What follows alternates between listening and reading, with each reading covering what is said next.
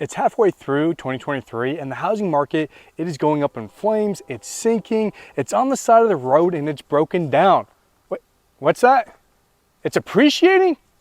It's a popular thought right now that the housing market, it's going to plummet with all the value and all that equity that was built up, but that's simply not the case. And in today's video, we're gonna go over the numbers and we're gonna see from the start of 2023 to right now, because we're halfway through the year, and see how the market's doing. And then we're gonna project on how the market's going to end up by the end of the year. So stay tuned.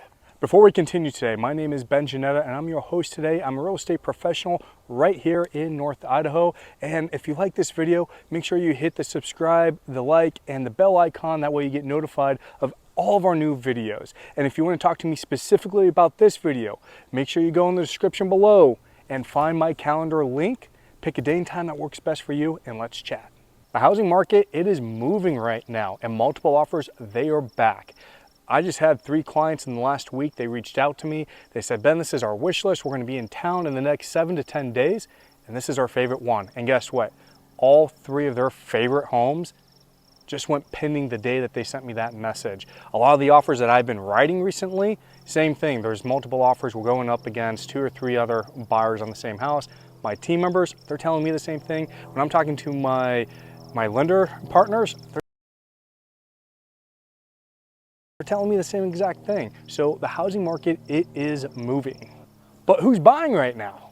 Well, let's go over who's not buying right now. And that's going to be your first-time home buyers, cash, and investors. So who does that leave us who's buying right now?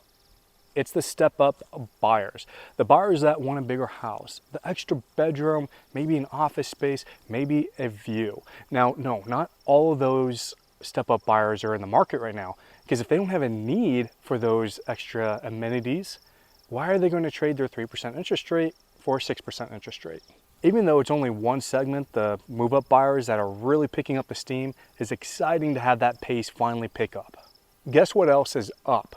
It's appreciation. And it doesn't matter what website, what company that you go to, they all have pretty much the same answer, the end result. Now the end result is slightly different as far as where the appreciation is going to end up by the end of the year, but they are all saying the same thing, that housing appreciation is going up in 2023.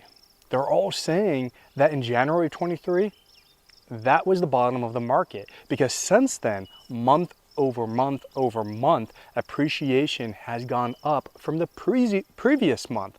And they are forecasting that by the end of 2023, a double-digit 12% on average appreciation for housing market in the United States. And no, I do not think that North Idaho is going to go against that trend. We are a destination. People still want to be here. We still have plenty of buyers that want to buy in this market.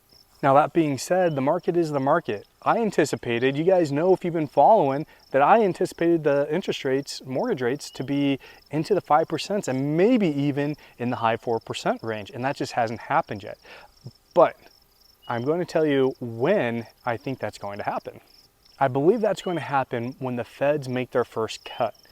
The market is just too volatile right now, and with the global economy being as connected as it is, I think we're going to have to wait till the Feds make a significant cut to really see a difference in the mortgage rates. And when that happens, we are going to see a little bit of a buying frenzy again. There's so many people, they're just waiting for mortgage rate driven right now. That's what's commanding and steering this market. So once we get back to something that's a little bit more affordable, there's going to be a rush of buyers. At least that's what I'm anticipating. Now I'm going to bring up some graphs on the screen to kind of help support on what I'm saying, to show you that the housing market, at least here in North Idaho, it is fine. Stop believing, turn off the mainstream media because they're just feeding you garbage. The first graph that I have up here is of Sandpoint, and Coeur d'Alene mimics this pretty well, but just look at this. You're going to see on the left here if it's a buyer's market or a seller's market, and from last month to this week. And you can see that Sandpoint's market, we're almost into a buyer's market. The sellers, they have a slight edge. Now, if you look over to the right, you're going to see that median list price of $798.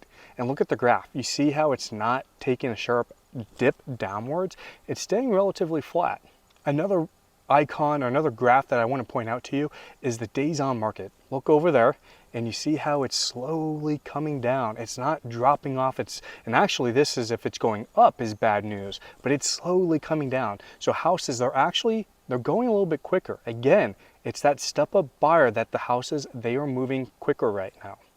Okay, now look at this graph. This is the median sell price, and it goes back all the way to 2018, through the pandemic to today, obviously. And what's interesting is that dotted line, that's the 7-day moving average, and then that solid line, that's going to be a 90-day average. And you can see in a healthy market in 2018 and 2019 that those two numbers, those lines are pretty much on the same number.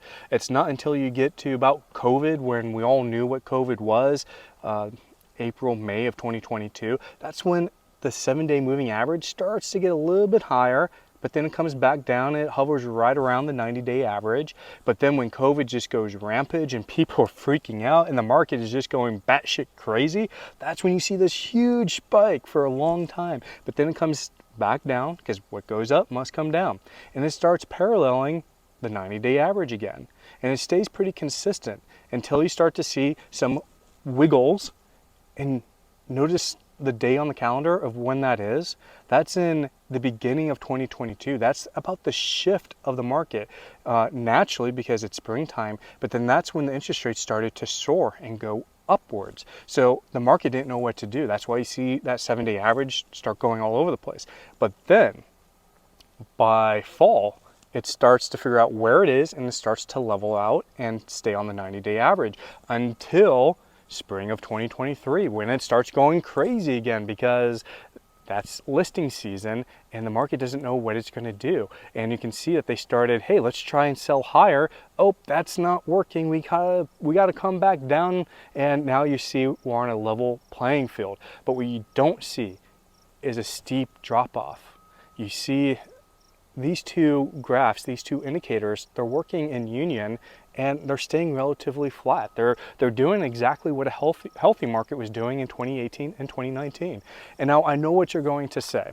Ben, haven't you seen all the price drops, all the price cuts? What used to be 2 million is now selling for 1.5. There's no appreciation. Well, yes, there is. You're just not looking at it, or you're not being told how to look at this right. So back in the crazy days where prices, you could list it for 500 and it was really worth 4, but then you're selling it for 6, like that was crazy appreciation. We were seeing like 40, 60, 70% appreciation on homes, maybe even higher.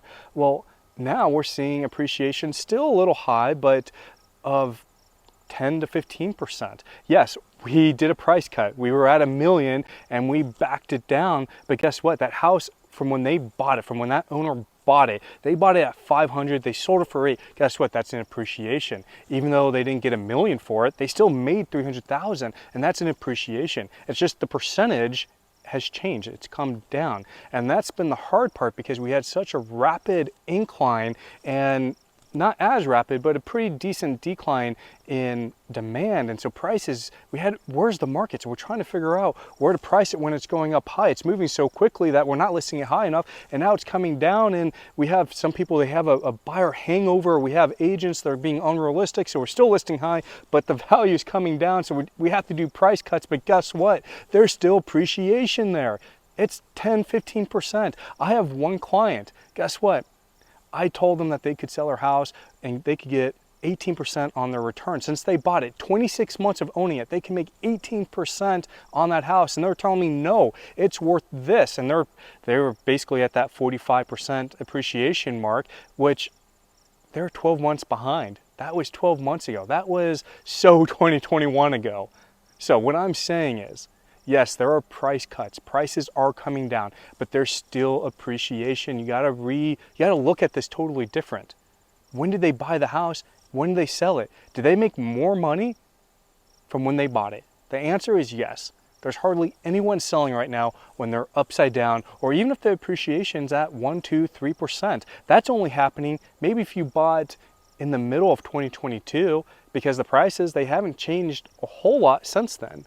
So that's one of the biggest misunderstandings in real estate right now is, yes, there's price cuts, but there's still appreciation.